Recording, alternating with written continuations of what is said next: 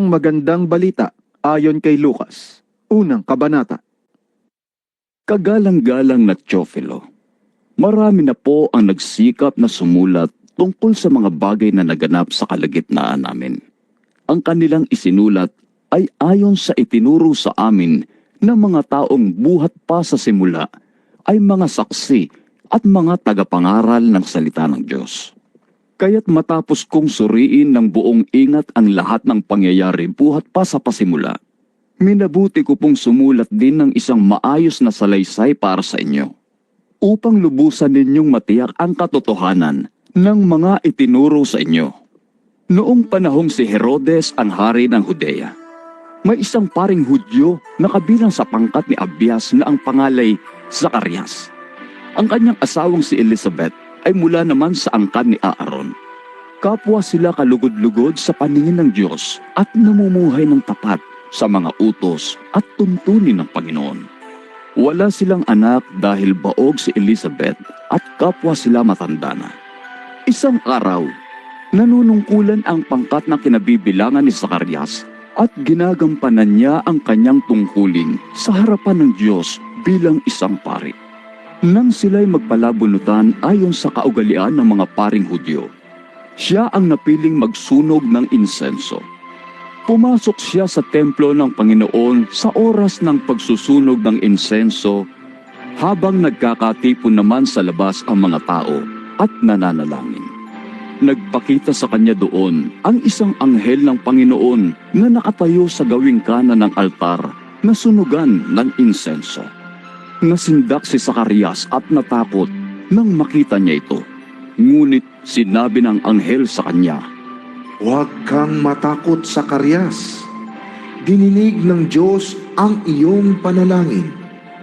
Ang iyong asawang si Elizabeth ay magkakaanak ng isang lalaki at Juan ang ipapangalan mo sa bata. Ikaw ay matutuwa at magiging maligaya.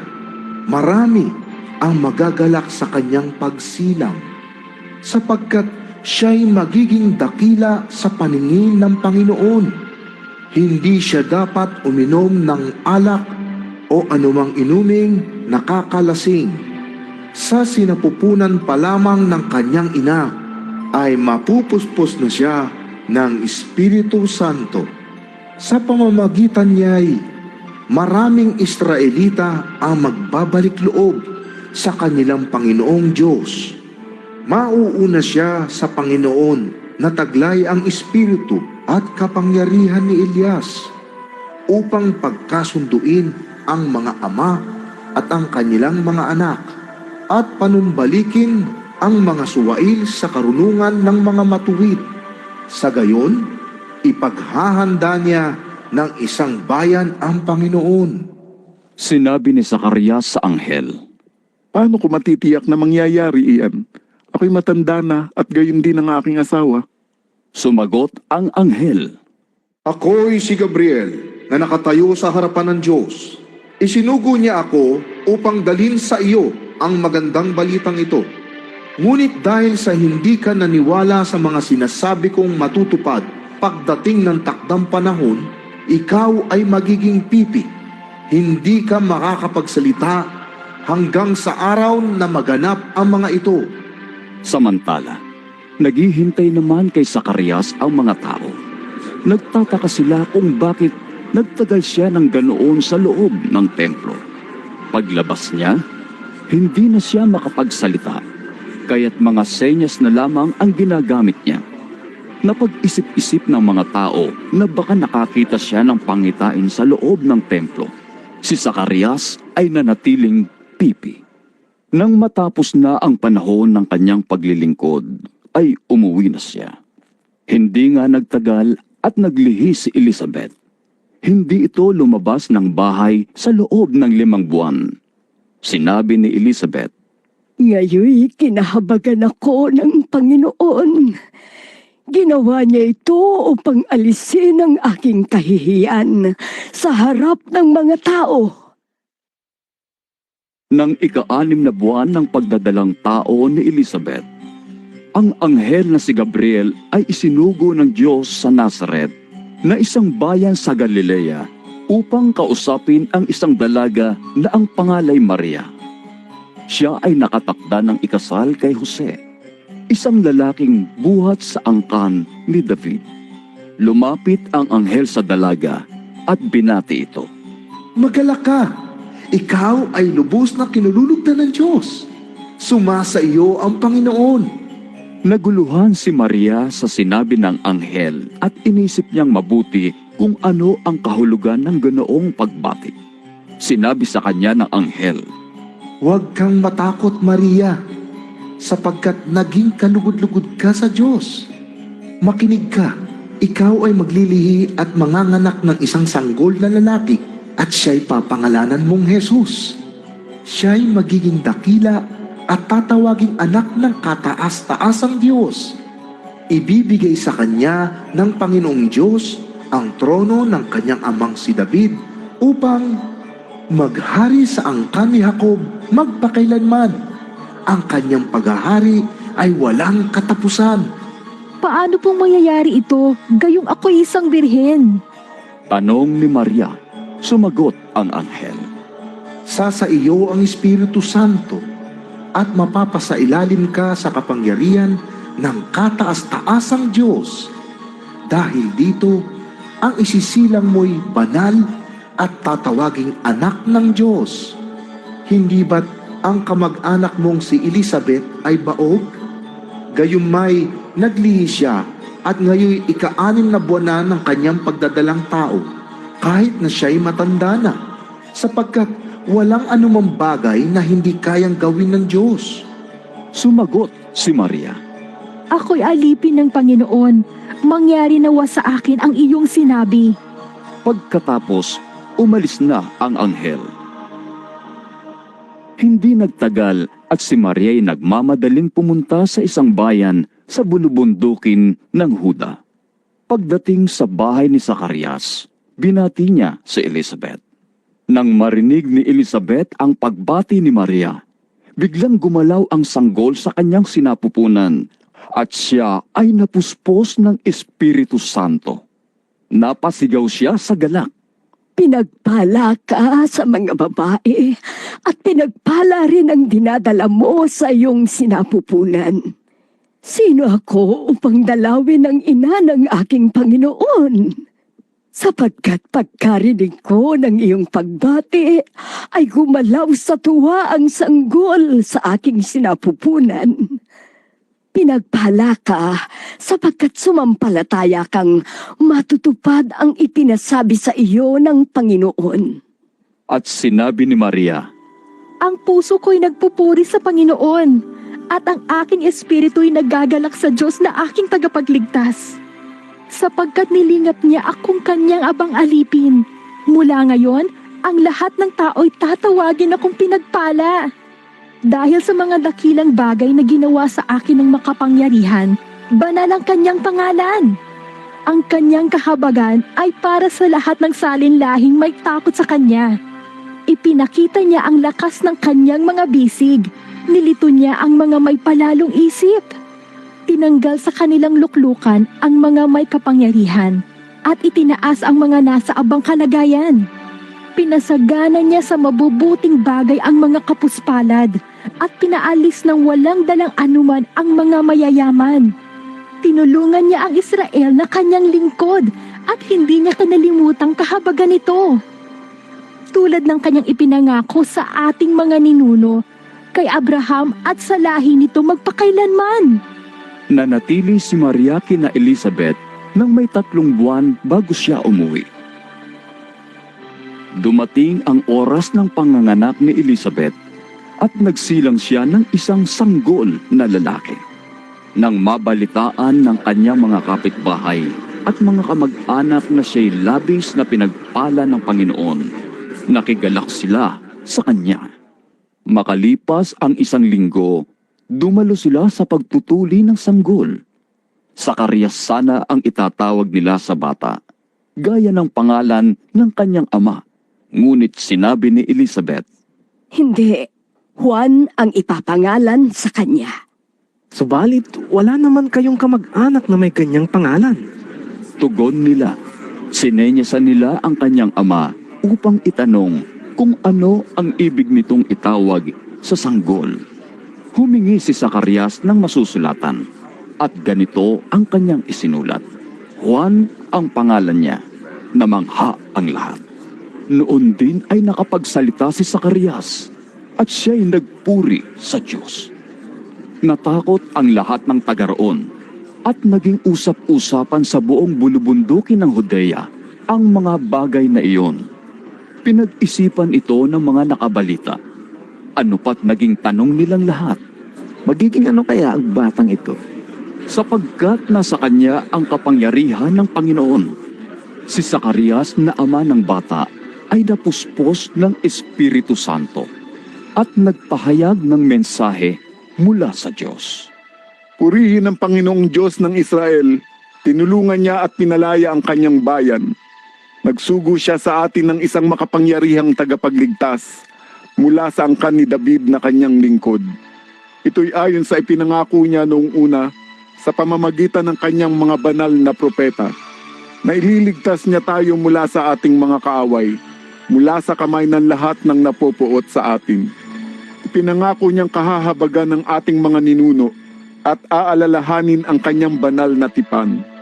Iyan ang sumpang binitiwan niya sa ating amang si Abraham, na ililigtas niya tayo sa ating mga kaaway, upang tayo'y makapaglingkod sa kanya ng walang takot, at maging banal at matuwid sa kanyang paningin habang tayo'y nabubuhay.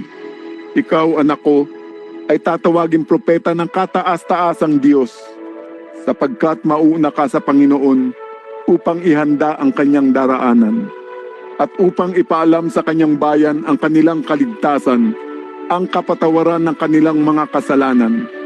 Napagmahal at mahabagi ng ating Diyos, magbubukang liwayway na sa atin ang araw ng kaligtasan. Tatanglawan niya ang mga nasa kadiliman at nasa lilim ng kamatayan, at papatnubayan tayo sa daan ng kapayapaan. Lumaki ang bata at naging malakas ang kanyang espiritu. Siya'y nanirahan sa ilang hanggang sa araw na nakilala siya ng bansang Israel. Lucas, 2 kabanata. Nang panahong iyon, iniutos ni Emperador Augusto na magkaroon ng census sa lahat ng nasasakupan ng imperyo ng Roma. Ang unang census na ito ay ginawa noong si Cirenio ang gobernador ng Syria. Kaya't umuwi ang mga tao sa sarili nilang bayan upang magpatala. Mula sa Nazaret, isang lungsod sa Galilea, si Jose ay pumunta sa Judea, sa Bethlehem na bayang sinilangan ni Haring David, sapagkat siya'y mula sa angkan ni David. Kasama rin niyang umuwi upang magpatala si Maria na kanyang magiging asawa, na noon ay nagdadalang tao. Habang sila'y nasa Bethlehem, sumapit ang oras ng panganganak ni Maria. Isinilang niya ang kanyang panganay na isang lalaki. Binalot niya sa lampin ang sanggol at inihiga sa isang sabsaban, sapagkat wala ng lugar para sa kanila sa bahay panuluyan. Doon ay may mga pastol na nasa parang at nagbabantay ng kanilang mga tupa ng gabing iyon. At tumayo sa harapan nila ang isang anghel ng Panginoon at nagliwanag sa kapaligiran nila ang kaluwalhatian ng Panginoon. Ganoon na lamang ang kanilang pagkatakot. Ngunit sinabi sa kanila ng anghel, Huwag kayong matakot.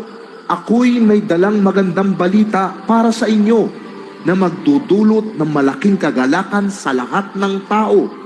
Isinilang sa inyo ngayon sa bayan ni David ang tagapagligtas, ang Kristong Panginoon. Ito ang inyong palatandaan. Matatagpuan ninyo ang isang sanggol na nababalot ng lampin at nakahiga sa isang sabsaban. biglang lumitaw kasama ng anghel ang isang malaking hukbo ng mga anghel sa kalangitan. Sila'y nagpupuri sa Diyos at umaawit. Papuri sa Diyos sa kaitaasan, at sa lupa ay kapayapaan sa mga taong kinalulugdan niya. Nang makaalis na ang mga anghel pabalik sa langit, ang mga pastol ay nag-usap-usap. Tayo na sa Bethlehem. Tingnan natin ang pangyayaring ito na ibinalita sa atin ng Panginoon. Nagmamadali silang pumunta roon at natagpuan nila sina Maria at Jose. At naroon ang sanggol na nakahiga sa sabsaban. Nang makita ng mga pastol ang sanggol, isinalaysay nila ang sinabi ng anghel tungkol dito. Namangha ang lahat ng nakarinig sa sinabi ng mga pastol. Tinandaan ni Maria ang mga bagay na ito, at ito'y kanyang pinagbulay-bulayan. Umalis ang mga pastol na nagpupuri sa Diyos at nagpapahayag ng kanyang kadakilaan dahil sa lahat ng narinig nila at nakita ayon sa sinabi sa kanila ng anghel.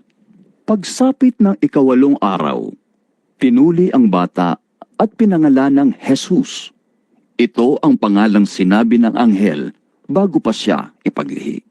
Nang sumapit ang araw ng kanilang pagtupad sa seremonya ng paglilinis ayon sa kautusan ni Moises, pumunta sila sa Jerusalem. Dinala nila ang sanggol upang iharap sa Panginoon, sapagkat ganito ang nasusulat sa kautusan ng Panginoon. Bawat panganay na lalaki ay itatalaga sa Panginoon. Nag-alay din sila ng handog ayon sa nakasaad sa kautusan ng Panginoon. Magkapares na ibong bato-bato o kaya'y 2 inakay na kalapati. May isang tao noon sa Jerusalem na ang pangalay Simeon, isang lalaking matuwid, may takot sa Diyos at naghihintay sa katubusan ng Israel. Nasa kanya ang Espiritu Santo. Ipinahayag ng Espiritu Santo sa kanya na hindi siya mamamatay hanggat hindi niya nakikita ang Kristo na ipinangako ng Panginoon. Sa patnubay ng Espiritu, si Simeon ay pumasok sa templo at nang dalhin doon ni Jose at Maria ang sanggol na si Jesus upang tuparin ang ayon sa ikinatakda ng kautusan. Kinarga ni Simeon ang sanggol. Pagkatapos, nagpuri siya sa Diyos. Ngayon, Panginoon, maaari na pong yumaong mapayapa ang inyong abang alipin ayon sa inyong pangako. Yamang nakita na po ng aking mga mata ang inyong pagliligtas na inyong inihanda sa harapan ng lahat ng bansa. Ito po ay liwanag na tatanglaw sa mga hintil at magbibigay dangal sa inyong bansang Israel. Namangha ang mga magulang ng sanggol dahil sa sinabi ni Simeon tungkol sa bata. Binasbasan sila ni Simeon at sinabi kay Maria, Tandaan mo, ang batang ito'y nakatalaga sa ikapapahamak o ikaliligtas ng marami sa Israel. Siya ang magiging tanda mula sa Diyos. Ngunit tutuligsain siya ng marami, kaya't mahahayag ang kanilang iniisip. Dahil dito, magdaranas ka ng matinding kapighatiang parang isang patalim na itinarak sa iyong puso. naroon din sa templo ang isang propetang babae na ang pangalan ay Ana, anak ni Fanuel at mula sa lipin Asher. Siya'y napakatanda na. 7 taon lamang silang nagsama ng kanyang asawa. At ngayoy 84 na taon na siyang biyuda. Lagi siya sa templo at araw-gabi sumasamba sa Diyos sa pamamagitan ng pag-aayuno at pananalangin. Nang oras na iyon, lumapit siya kina Jose at Maria at nagpasalamat sa Diyos. Nagsalita rin siya tungkol sa sanggol sa lahat ng naghihintay sa pagpapalaya ng Diyos sa Jerusalem. Nang maisagawa na nila ang lahat ng ayon sa itinatakda ng kautusan ng Panginoon, umuwi na sila sa bayan ng Nazaret sa Galilea. Ang batay lumaking malusog, puspos ng karunungan at kalugod-lugod sa Diyos. Taon-taon, tuwing pista ng Paskwa, ang mga magulang ni Jesus ay pumupunta sa Jerusalem. Nang siya'y 12 taon na, dumalo sila sa pista ayon sa kanilang kaugalian. Sila'y umuwi na pagkatapos ng pista. Ang batang si Jesus ay nagpaiwan sa Jerusalem, ngunit hindi ito napansin ng kanyang mga magulang. Sa pag-aakalang siya ay kasama ng pangkat, nagpatuloy sila sa maghapong paglalakbay. Pagkatapos, siya ay hinanap nila sa kanilang mga kamag-anak at mga kakilala. Ngunit, hindi nila natagpuan si Jesus, kaya't bumalik sila sa Jerusalem upang doon maghanap. Pagkalipas ng 3 araw, si Jesus ay natagpuan nila sa loob ng templo. Siya'y nakaupong kasama ng mga guro. Nakikinig siya at nagtatanong sa kanila. At ang lahat ng nakakarinig sa kanya ay hangang-hanga sa kanyang pangunawa at mga sagot.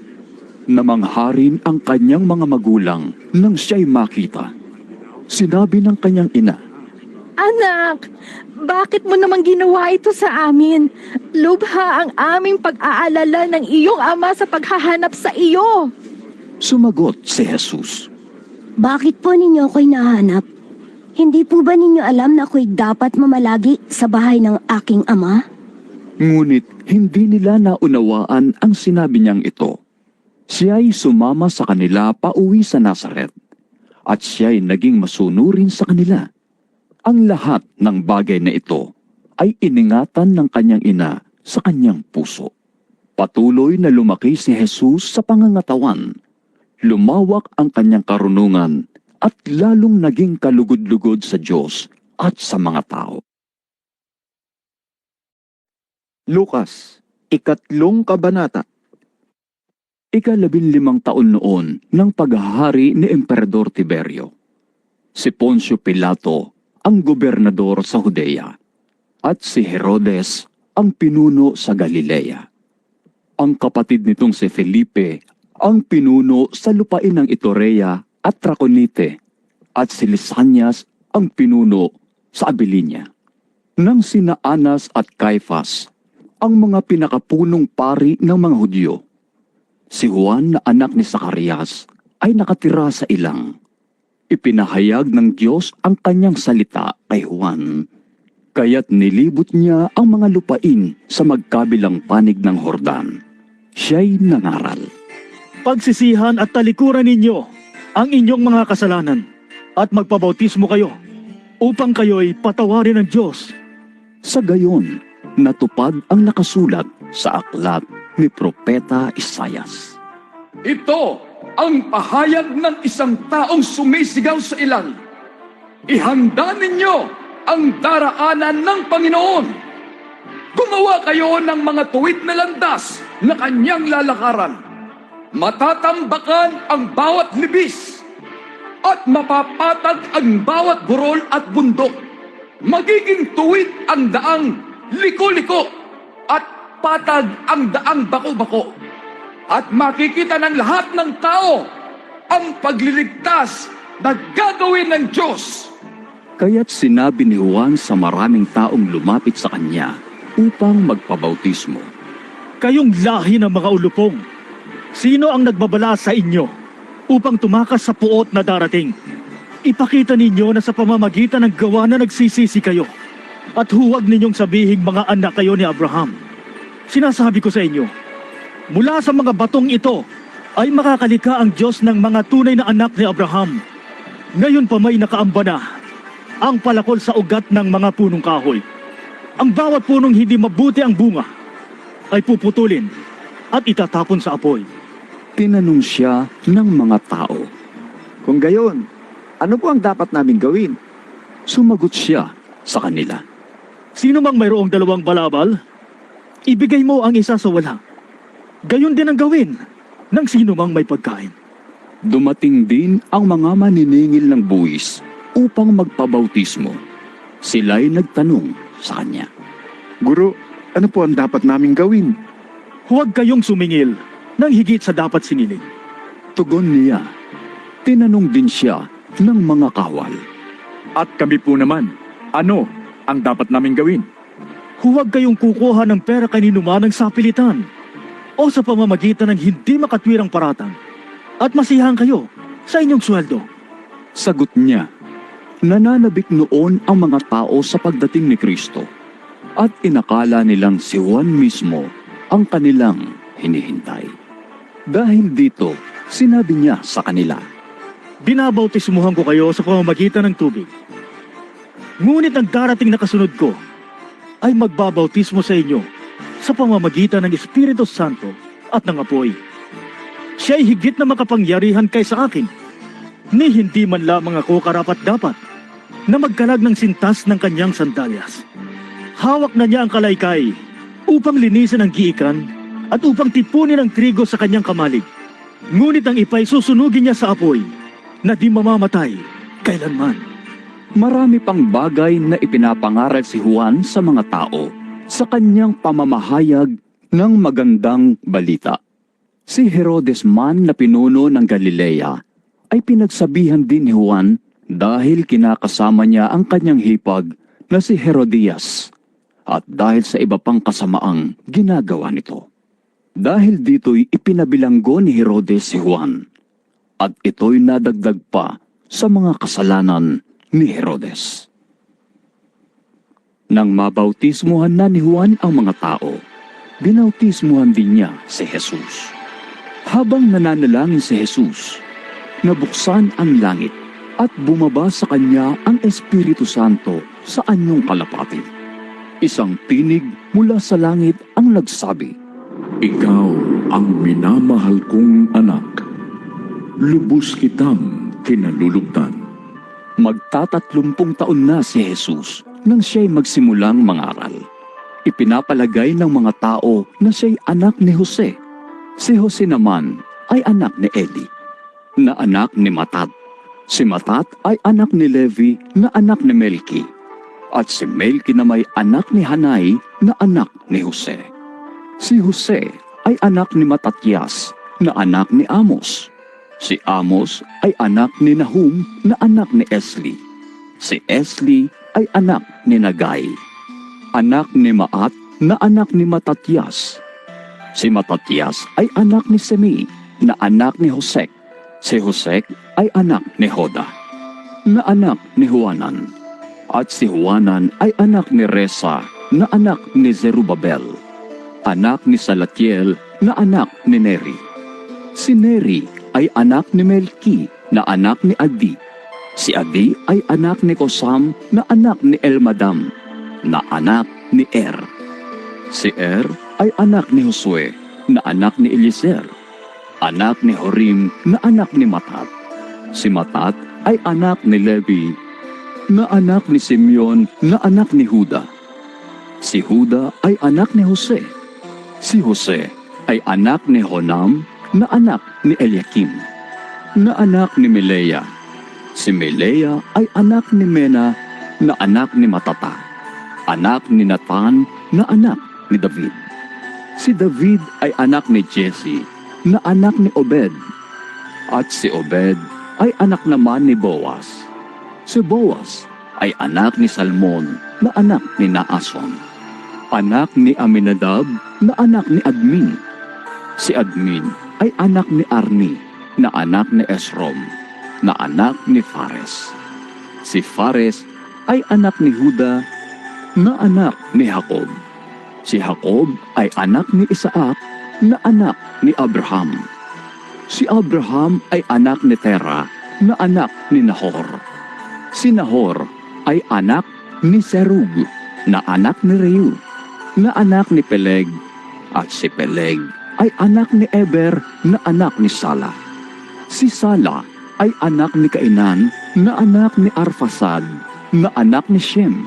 Si Shem ay anak ni Noe, anak ni Lamech na anak ni Matusalem na anak ni Enoch. Si Enoch ay anak ni Hared na anak ni Mahalalel na anak ni Kenan. Si Kenan ay anak ni Enos na anak ni Seth, at si Seth ay anak ni Adan na anak ng Diyos. Lukas, ika-4 na kabanata. Mula sa Hordan, bumalik si Jesus na puspos ng Espiritu Santo.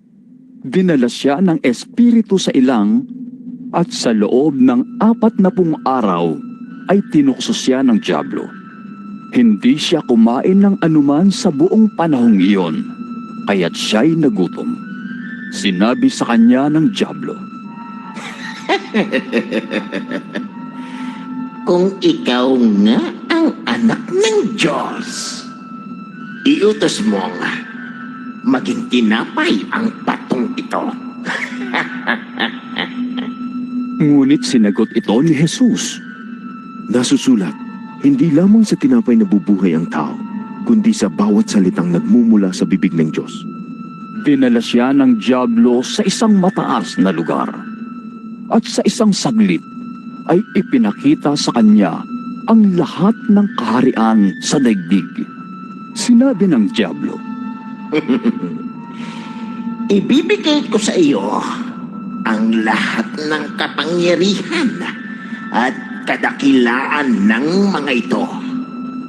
Ipinagkaloob ang lahat ng ito sa akin. At maaari kong ibigay kung kanino ko gusto. Kaya, kung ako'y sasambahin mo, magiging iyo na ang lahat ng ito. sumagot si Jesus. Nasusulat, ang Panginoon mong Diyos ang dapat mong sambahin at siya lamang ang dapat mong paglingkuran. Dinala siya ng dyablo sa taluktok ng templo sa Jerusalem at sinabi sa kanya, Kung ikaw nga ang anak ng Diyos, magpatihulog ka dahil nasusulat sa kanyang mga anghel, ika'y ipagbibilin, sila'y uutusan upang ikaw ay ingatan at aalalayan ka ng kanilang mga kamay nang sa mga bato paamoy hindi masaktan. subalit sinagot siya ni Jesus. Nasusulat, huwag mong subukin ang Panginoon mong Diyos. Pagkatapos tuksohin si Jesus sa lahat ng paraan, umalis na ang dyablo at naghintay ng ibang pagkakataon. Bumalik sa Galilea si Jesus. Taglay ang kapangyarihan ng Espiritu Santo. Napabalita sa mga karatig bayan ang tungkol sa kanya. Nagturo siya sa kanilang mga sinagoga at hinangaan siya ng lahat. Pumunta si Jesus sa Nazaret, ang bayan kung saan siya lumaki. Gaya ng kanyang nakaugalian, pumasok siya sa sinagoga ng araw ng pamamahinga. Tumayo siya upang bumasa ng kasulatan at ibinigay sa kanya ang aklat ni Propeta Isaias. Binuksan niya ito sa dakong kinasusulatan ng ganito, Ang Espiritu ng Panginoon ay sumasa akin, sapagkat hinirang niya ako upang ipangaral sa mga mahihirap ang magandang balita. Isinugo niya ako upang ipahayag sa mga bihang na sila'y lalaya at sa mga bulag na sila'y makakakita.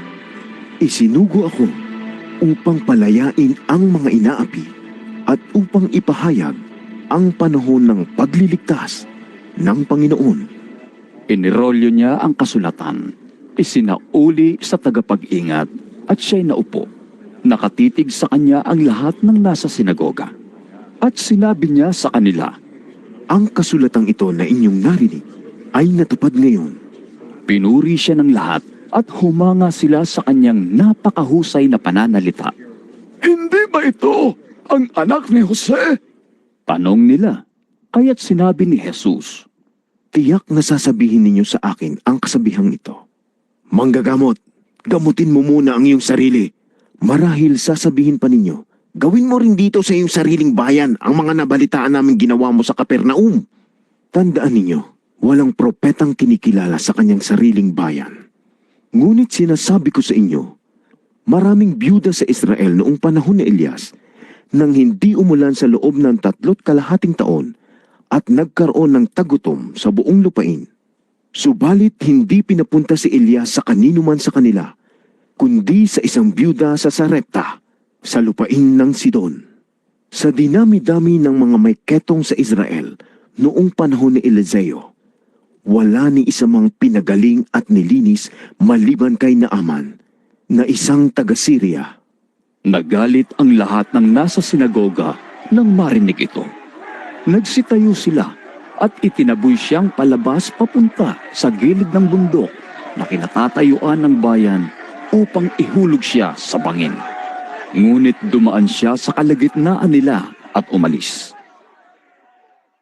Mula roon, si Jesus ay nagpunta sa Kapernaum sa Galilea at nagturo sa mga tao ng araw ng pamamahinga. Namangha sila sa kanyang pagtuturo sapagkat may kapangyarihan ang kanyang pananalita. May isang lalaki noon sa sinagoga na sinasapian ng masamang espiritu. Sumigaw ito ng malakas.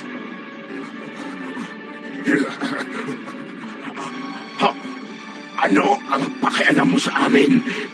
Jesus na taga Nazaret! Naparito ka ba upang puksain kami? Kilala kita. Ikaw ang banal na mula sa Diyos. Subalit sinaway siya ni Jesus. Tumahimik ka, lumabas ka sa taong iyan. At nang mailugmok ang lalaki sa kanilang kalagitnaan, lumabas ang demonyo sa kanya nang hindi siya sinasaktan. Namangha ang lahat ng nakasaksi, kaya't nasabi nila sa isa't isa, Ano ito? Makapangyarihan at mabisa ang kanyang salita. Nauutusan niyang lumayas ang masasamang espiritu at lumalayas naman sila. at kumalat ang balita tungkol kay Jesus sa buong lupaing iyon. Si Jesus ay umalis sa sinagoga at nagpunta sa bahay ni Simon. Nagkataong ang biyenan ni Simon ay may mataas na lagnat, kaya't nakiusap sila kay Jesus na ito'y pagalingin. Tumayo si Jesus sa tabi ng higaan ng babae at iniutos na mawala ang lagnat, at ito'y nawala nga. Kaagad namang tumayo ang babae at naglingkod sa kanila. Pagkalubog ng araw, dinala ng mga tao kay Jesus ang lahat ng mga kasamahan nilang may sakit, anuman ang karamdaman ng mga ito. Ipinatong niya ang kanyang kamay sa bawat isa at silang lahat ay gumaling. Lumabas sa marami ang mga demonyo na sumisigaw. Ikaw ang anak ng Diyos!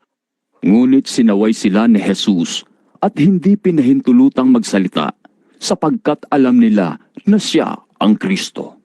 Nang mag-uumaga na, umalis si Jesus at nagpunta sa isang ilang na pook. Hinanap siya ng mga tao at nang matagpuan ay pinakiusapang huwag muna siyang umalis.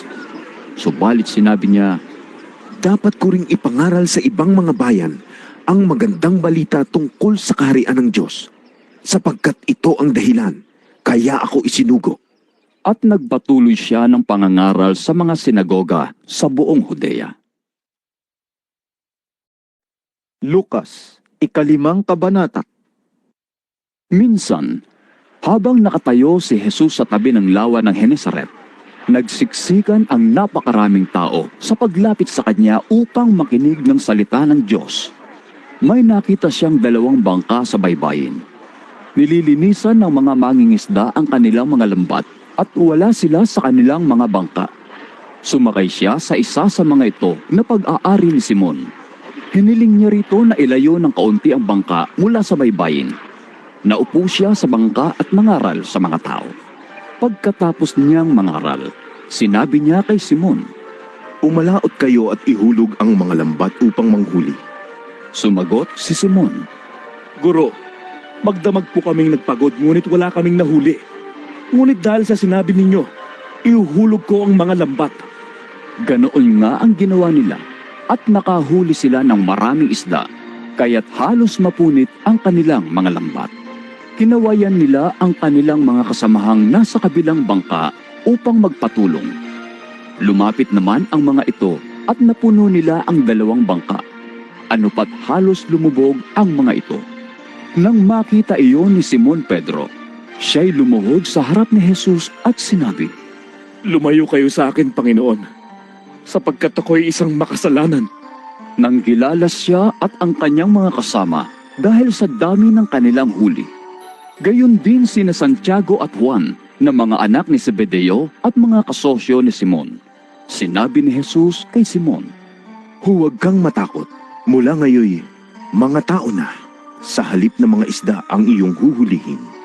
Nang maitabi na nila ang mga bangka sa pampang, iniwan nila ang lahat at sumunod kay Jesus. Nang si Jesus ay nasa isang bayan, nakita siya ng isang lalaking ketongin. Nagpatira pa ito at nakiusap. Panginoon, kung nais po ninyo, ako inyong mapapagaling at magagawang malinis. Hinawakan siya ni Jesus at sinabi, Nais ko, gumaling ka at luminis. at noon di nawala ang kanyang ketong. Pinagbilinan siya ni Jesus. Huwag mong sasabihin ito kanino man. Sa halip ay pumunta ka sa pari at magpasuri sa kanya.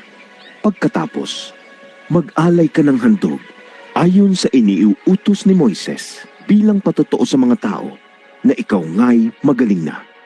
Ngunit lalo pang kumalat ang balita tungkol kay Jesus. Kaya't dumaragsa ang napakaraming tao upang makinig sa kanya at mapagaling sa kanilang mga sakit. Ngunit si Jesus naman ay pumupunta sa mga ilang na lugar upang manalangin. Minsan, habang si Jesus ay nagtuturo, may mga Pariseo at mga tagapagturo ng kautusan na nakaupo doon. Sila'y galing sa bawat bayan ng Galilea at Judea at sa Jerusalem. Taglay ni Jesus ang kapangyarihan ng Panginoon upang siya'y magpagaling ng mga may sakit.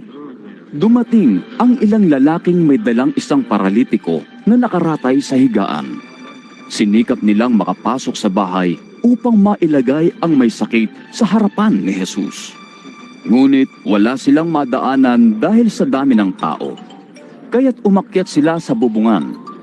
Binakbak ito at ibinaba sa harapan ni Jesus ang paralitikong nasa higaan. Nang makita ni Jesus ang kanilang pananampalataya, sinabi niya sa paralitiko, Kaibigan, pinapatawad na ang iyong mga kasalanan. Pagkarinig nito'y nag-usap-usap ang mga tagapagturo ng kautusan at mga Pariseo. Sino itong nagsasalita ng kalapastanganan sa Diyos? Hindi ba't Diyos lamang ang makakapagpatawad ng mga kasalanan? Palibhasa'y alam ni Jesus ang kanilang pag-uusap. Sinabi niya sa kanila, Bakit kayo nag-iisip ng ganyan? Alin ba ang mas madaling sabihin? Pinapatawad na ang iyong mga kasalanan o tumayo ka at lumakad? Ngunit upang malaman ninyo na ang anak ng tao ay may kapangyarihang magpatawad ng mga kasalanan dito sa lupa. Sinabi niya sa paralitiko, Tumayo ka, buhatin mo ang iyong higaan at umuwi ka na. Agad namang tumayo ang lalaki at sa harap ng lahat ay binuhat niya ang kanyang higaan at umuwing nagpupuri sa Diyos. Nang gilalas ang mga naroroon at nagpuri sila sa Diyos, sa pagkamangha ay sinabi nila, Nakakita tayo ngayon ng mga kahangahangang bagay.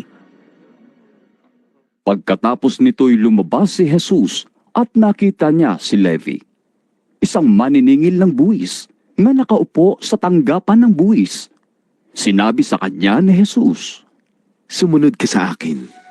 Tumayo nga si Levi, iniwan ang lahat at sumunod kay Jesus.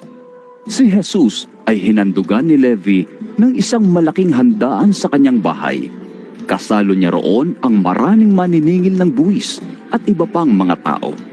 Kaya't nagbulong-bulungan ang mga Pariseo at ang mga kasamahan nilang tagapagturo ng kautusan.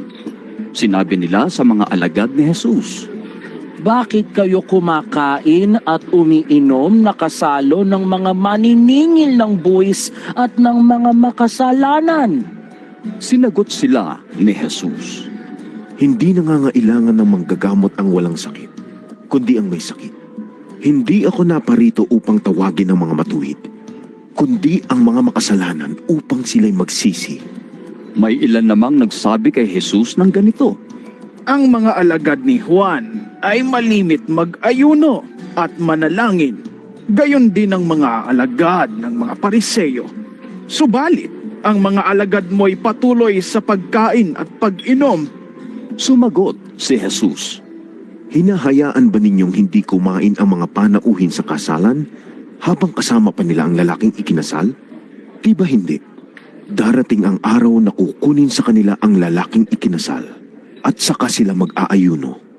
Sinabi rin niya sa kanila ang isang talinghaga. Walang pumipiraso sa bagong damit upang itagpi sa luma. Kapag ganoon ang ginawa, masasayang ang bagong damit at ang tagping mula rito ay hindi naman babagay sa damit na luma. Wala ring naglalagay ng bagong alak sa lumang sisidlang balat.